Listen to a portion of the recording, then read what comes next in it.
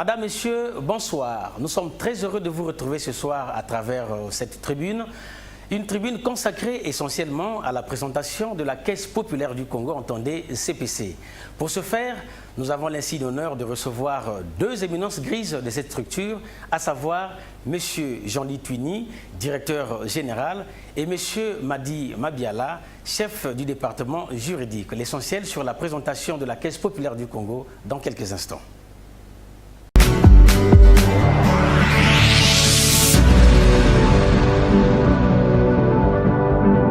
Voilà, après avoir planté le décor de cette tribune, il est essentiel pour nous de passer d'abord à remercier les invités qui sont venus répondre à l'invitation. En tout cas, une fois de plus, nous vous remercions ce soir d'avoir répondu à notre invitation. Merci. Et soyez les bienvenus à DRTV. Merci. La première question va revenir à M. le directeur général, M. Jean-Ly Twini. Alors, c'est quoi la Caisse populaire du Congo et comment se présente cette structure? Merci, monsieur le journaliste, pour cette occasion que vous nous donnez de pouvoir parler de la Caisse populaire du Congo. Mais avant de parler de la maison, je voudrais d'abord dire quelque chose. La création de la Caisse résulte d'une préoccupation. La préoccupation, c'est laquelle, vous le savez bien, nous sommes dans notre pays, le Congo-Brazzaville. Il y a un phénomène qui commence à prendre d'ampleur, c'est le chômage en milieu jeune. Surtout dans le milieu des jeunes qui ont terminé les études, qui ont terminé la formation, ils ont des diplômes, mais ils sont en quête de leur premier emploi. C'est ce qui a poussé aux responsables de la Caisse de se poser beaucoup de questions. Comment faut-il faire pour pouvoir insérer ces jeunes dans la vie active? Et c'est pour cela que nous avons eu l'idée de créer la Caisse populaire du Congo, qui a pour principal objectif, c'est la création des emplois. Et pour y parvenir, au niveau de la Caisse populaire du Congo, nous comptons mettre en place un cadre permanent où les compétences doivent s'asseoir ensemble pour unir les idées, travailler ensemble, construire ensemble et développer ensemble. Voilà donc la vision de la Caisse populaire du Congo. C'est toujours tout ensemble alors? Tout ensemble. Notre devise, c'est construire ensemble, développer ensemble, vivre ensemble. C'est ça notre devise. Et pourquoi? Parce que, vous savez, il y a des raisons qui font que le pays, ou bien qui font que le développement ne puisse pas avoir lieu. Quelles sont les deux principales raisons? On peut avoir des moyens, mais on n'a pas des idées. Donc, il manque les initiatives. Tout comme on peut avoir des moyens, mais on peut avoir des moyens sans idées pour le développement, comme on peut avoir des moyens sans idées. Donc, voilà pourquoi nous voudrions donc créer ce cadre pour mettre en place les compétences, unir les idées, travailler ensemble, développer ensemble pour le développement du pays. Mais quand on parle de caisse, tout de suite là on a l'idée de quelque chose de finance, parce que chez nous dès qu'on dit caisse, on sait que c'est de l'argent à aller toucher. Est-ce que vous avez des relations, des affinités avec tout ce qui est argent au niveau de votre structure? Oui, parlons de la présentation toujours. Oui, quand nous parlons de la caisse, c'est une entité. Ce n'est pas dans le cadre habituel, aux caisses on voit l'argent, c'est une entité, c'est une structure qui donc doit pouvoir chapeauter certaines actions que nous devrions mener ensemble. Voilà pourquoi on parle de la caisse. Et quels en sont les outils et pourquoi se riche-t-elle en coopérative aujourd'hui, la CPC? Oui, la CPC, d'abord les outils pour pouvoir créer les emplois, comme nous avons dit auparavant. Nous concevons les projets de développement et les projets de développement dans le but de créer des emplois durables. C'est ça donc l'objectif. Maintenant, quand nous concevons ces projets, il y a des projets fédérateurs. Qu'est-ce que je voudrais dire par là? Nous pouvons avoir un projet qui doit avoir en son sein encore beaucoup de projets. Par exemple, un seul projet peut nous permettre de créer les petites et moyennes entreprises, des petites et moyennes industries. Et ce projet peut intégrer beaucoup de secteurs dans le cadre du transport, dans le cadre du tourisme, dans le cadre de l'agriculture. Donc voilà pourquoi la Caisse est une coopérative qui a le droit de fédérer toutes les petites et moyennes entreprises, toutes les petites et moyennes industries. Nous allons revenir avec tout de suite là, nous allons retourner du côté de M. Madi qui s'occupe du département juridique. Alors, première question à M. Madi, quel est le statut juridique de la Caisse populaire du Congo?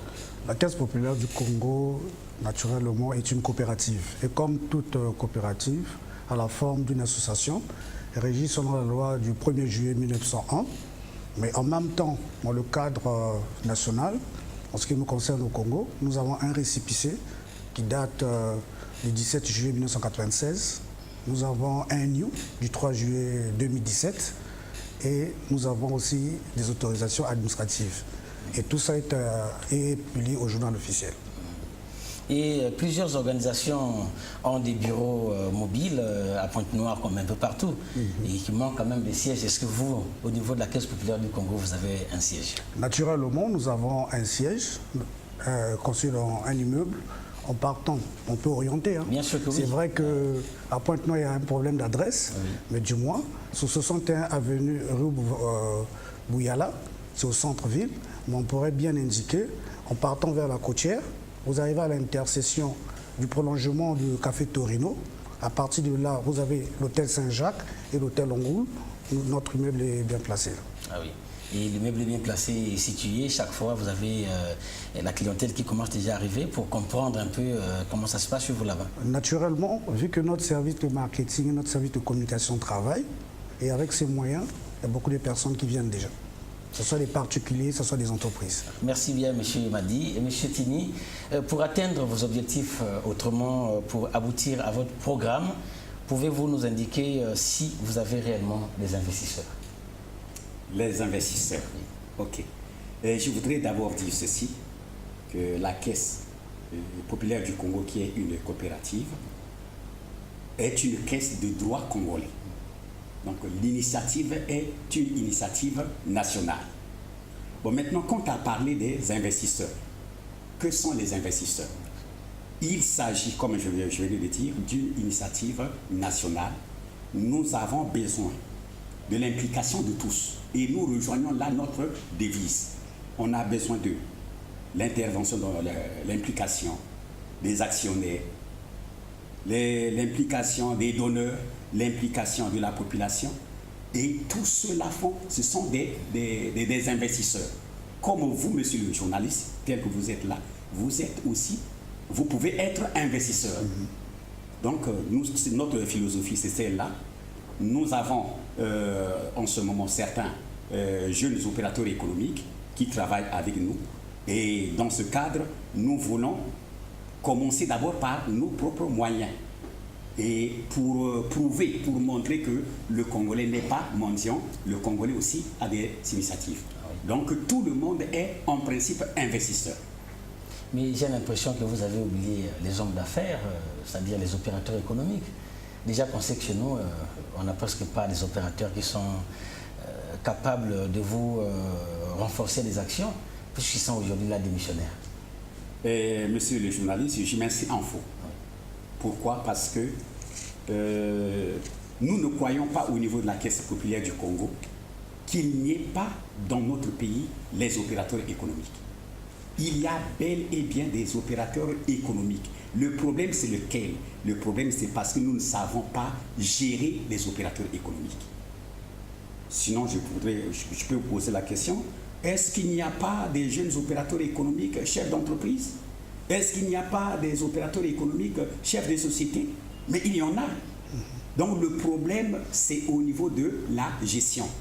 Voilà pourquoi, dans la vision de la Caisse populaire du Congo, nous voudrions démentir cette conception qui habite toutes les mentalités, l'opinion nationale, peut-être même l'opinion internationale, de penser que nous n'avons pas des opérateurs économiques. Et comment la Caisse populaire du Congo compte travailler avec ces opérateurs économiques? Comment travailler avec ces opérateurs économiques? Je continue d'abord sur ce que je disais.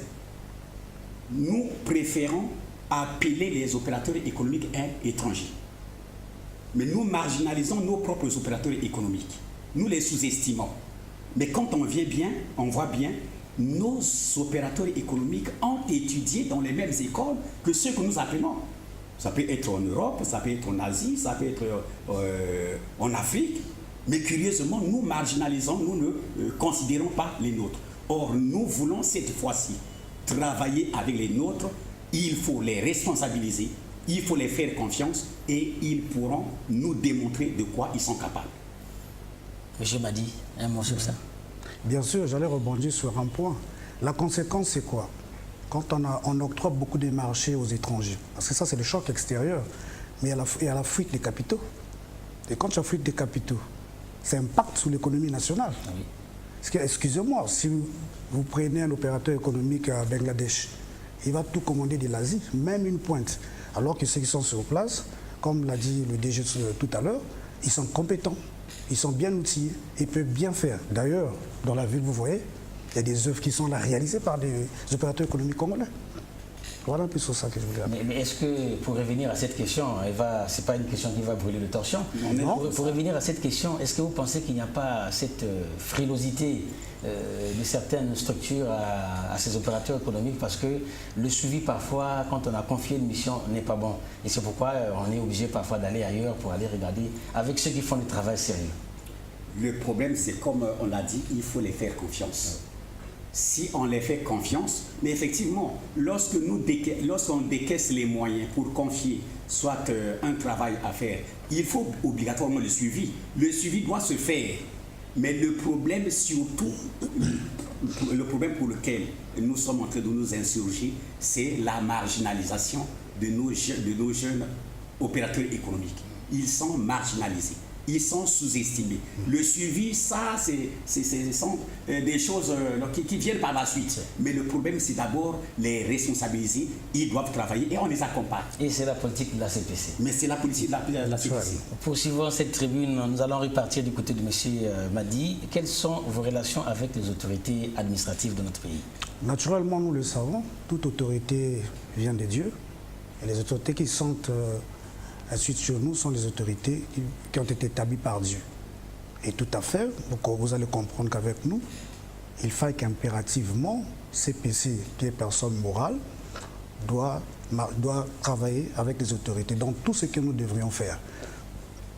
Nos initiatives, nos intentions, nos activités, nous devons toujours les tenir au courant et leur rendre compte de tout ce que nous organisons. Parce qu'on ne se voit pas aujourd'hui. D'ailleurs, ça devait être même pour toute association, cette politique. Et en passant, on aimerait saluer, d'abord dire merci aux administrateurs maires conjointement de l'arrondissement 3 et l'arrondissement 6, Ngoyo et Tchétché, qui ne cessent de nous accompagner à travers leurs conseils, à travers leur suivi. Et ça nous fait du bien aujourd'hui. Et vous devez certainement travailler avec une institution financière, si oui, c'est laquelle? Bien sûr, nous travaillons avec la Banque Sino-Congolaise pour l'Afrique, en sigle BESCA, qui se trouve au centre-ville ici. C'est une agence et bien reconnue nationalement. Un de vos grands partenaires? Oui, parmi nos grands partenaires. Lorsqu'on sait qu'à Pointe-Noire, au Congo, nous avons beaucoup de banques, nous avons beaucoup d'institutions financières. Pourquoi seulement avec la BESCA Bank? D'ailleurs, il fallait comprendre l'idéologie ou la philosophie de la BESCA. La BESCA est de nature une banque d'investissement. Et le système qu'a employé la BESCA correspond naturellement à notre vision. Et ça a épousé tout ce que nous avons projeté en tant que CPC. Ce qui fait que nous avons fait, c'est même là la raison d'être de notre choix par rapport à la BESCA. Et le bien-être de la population est bien entendu l'apanage de l'État à travers la municipalité. Pour le cas de la ville de Pointe-Noire, j'ai envie de dire que vous semblez jouer le rôle de l'État, M. Tigny. Permettez que je puisse rire. Il y a quelque chose pour laquelle nous devrions nous accorder. C'est quoi la municipalité? Lorsque nous prenons la municipalité, il y a des acteurs physiques, il y a des acteurs moraux. Les acteurs physiques, nous avons le maire central, nous avons les administrateurs maires des différentes communes, et à côté de cela, nous pouvons avoir aussi des associations. Mais il y a aussi un fait qui est très important. La population est déjà partie prenante de la municipalité. C'est là où le bas est en train de blesser, monsieur le journaliste. regardez, dans notre ville, ici à Pointe-Noire, quand on va dans les périphéries de la ville de Pointe-Noire, dans les nouveaux quartiers, vous voyez qu'à peine que le quartier vient d'être créé, les voies sont accessibles. Oui. Pendant 2, 3, 4 mois. Mais vous allez voir au fur et à mesure que la population rentre, on commence à jeter la poubelle dans les avenues et c'est ce qui fait que tout presque la majorité des voies dans la ville de Pointe-Noire ne sont pas accessibles. Pourquoi? Parce que tout le monde pense que ce problème de municipalité ne concerne que le maire. Ce n'est pas comme ça. On ne peut pas développer de cette manière. La municipalité a pour acteur, nous avons les organisations, nous avons les associations, nous avons les mairies et nous avons aussi la population. Tout le monde doit travailler main dans la main pour que nous puissions parvenir au développement. Est-ce que vous êtes sûr qu'on peut travailler sans argent? Pardon? Est-ce qu'on peut travailler sans argent? Très bien. Comment est-ce qu'on va faire? Mais comment on va faire? Le problème, c'est d'abord dans notre mentalité. La conception. Dans notre conception. Je vais prendre un petit exemple de rien du tout. Les avenues ou les ruelles sont impraticables. Il y a à droite un monsieur qui a construit une belle villa. À gauche, il y a un monsieur qui a construit une belle villa. Mais pendant ce temps, la voie est en train de se dégrader. Que faire? On va attendre la municipalité. Voilà, là on force tout. Or, si on peut se dire, moi j'ai dépensé des millions pour acheter la parcelle, pour construire. L'autre aussi a fait la même chose, mais la ruelle là pour faire la ruelle, ça fait quoi? Ça demande combien? On peut s'associer, même si c'est 10 mètres cubes de sable, 10 mètres cubes de gravier, l'autre donne, et on paye le ciment. On peut déjà aménager la voie. Donc le problème, ce n'est pas seulement l'argent. Le problème, c'est d'abord la conception. Vouloir, c'est pouvoir. Si on veut, on peut, même sans moyens. Avec rien, on peut faire peu. Et avec peu, on peut faire beaucoup. Donc ce n'est pas seulement l'argent. Si on voit seulement l'argent, on va taper à côté. Le problème, c'est d'abord que nous puissions travailler d'abord notre cerveau. Et comment est-ce que vous accompagnez les clients qui viennent vers vous, ceux qui adhèrent à la Caisse populaire du Congo dans l'optique de la construction? Ça demande quand même une visibilité, ça demande quand même une rigueur dans la consistance ou bien dans l'obtention des papiers à fournir. Parce que quand vous allez construire dans la périphérie, il faut quand même que vous ayez tous les papiers qu'il faut. Lorsqu'on sait que dans la ville de Pointe-Noire, il y a des problèmes de terre qui se posent avec les Fukutoto, comme on les appelle vulgairement. Bon, monsieur le journaliste, prenez votre mal en patience.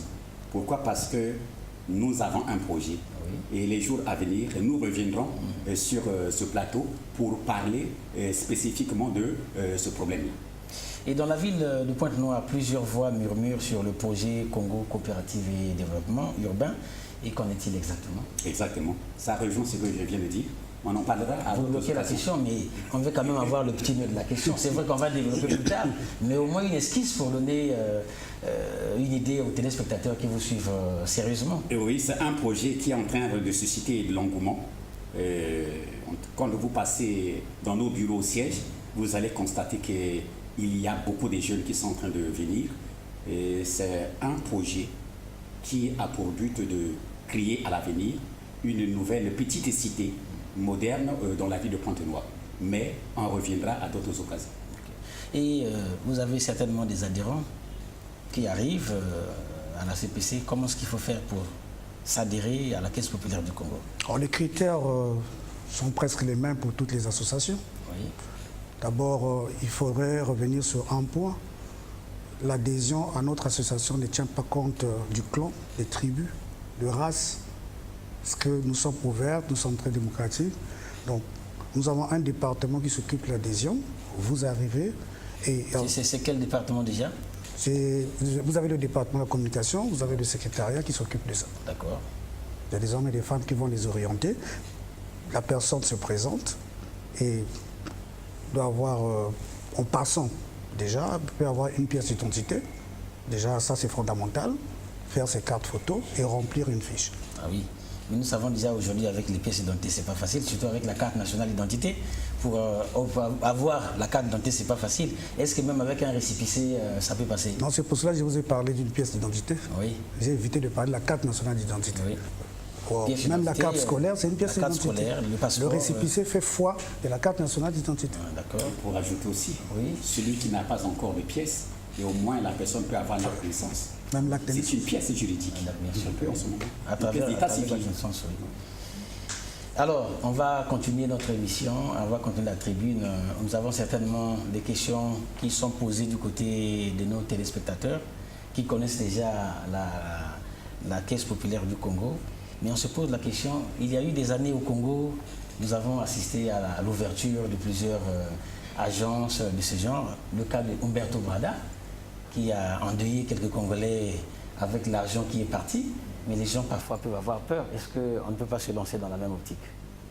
Monsieur le DG. Merci, monsieur le journaliste. Je voudrais poser la question de savoir, le siège d'Humberto Brada était où? Et à Brazzaville, ils avaient un siège à Brazzaville.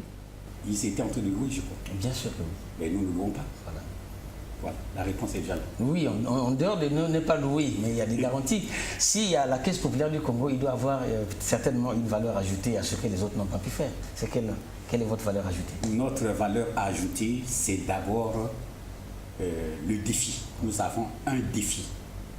Parce que, monsieur le journaliste, beaucoup de personnes pensent qu'au niveau du Congo, nous ne pouvons pas faire beaucoup de choses. Mais nous voudrons donc montrer à l'opinion nationale et internationale qu'au Congo, les Congolais sont capables de quelque chose.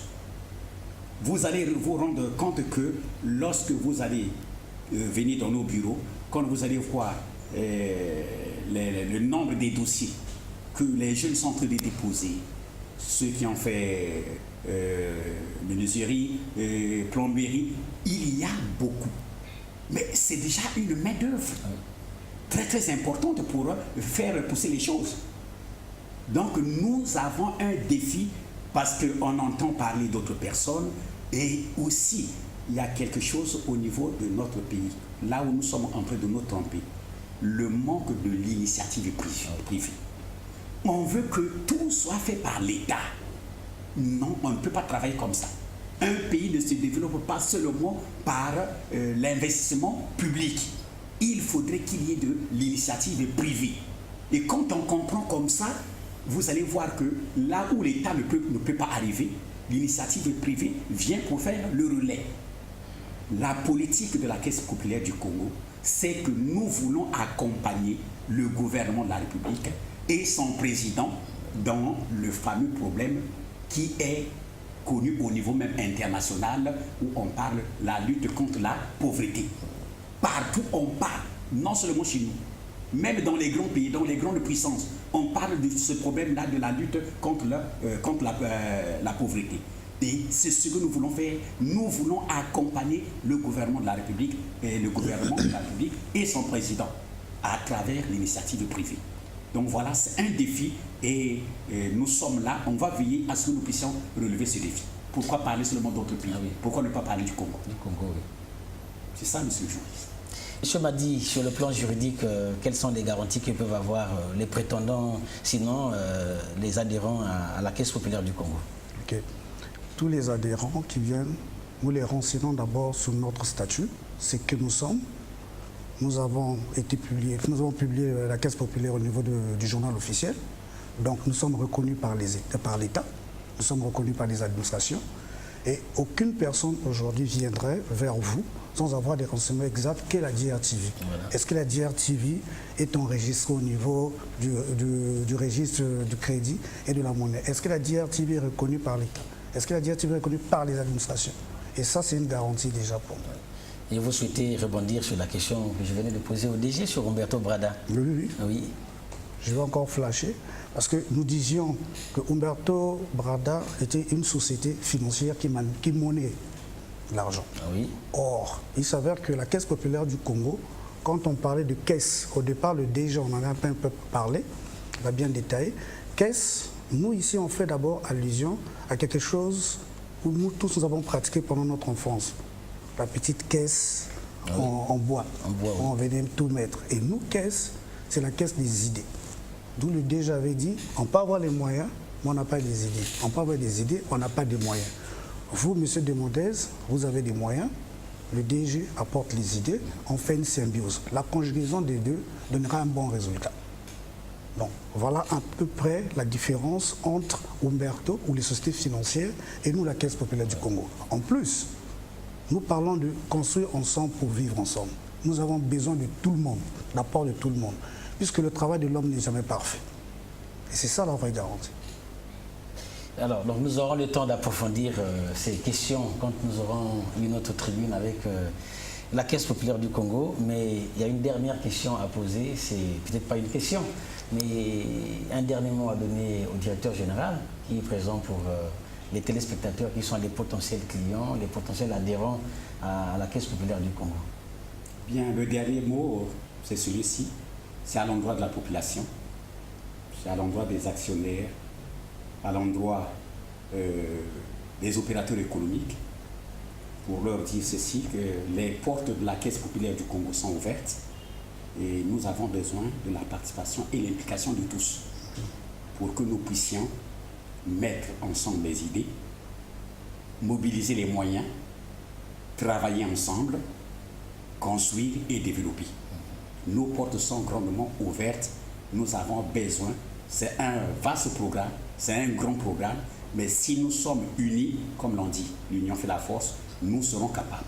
Et voilà, et aussi je voudrais profiter de cette occasion de remercier les autorités qui nous accompagnent parce que nous avons eu à faire les descentes, les visites et nous avons des conseils, nous avons des orientations, nous avons des directives de la part des autorités et nous sommes très très sensibles à cette attention que les autorités portent à notre égard. Monsieur Kini, merci. Merci, monsieur le journaliste.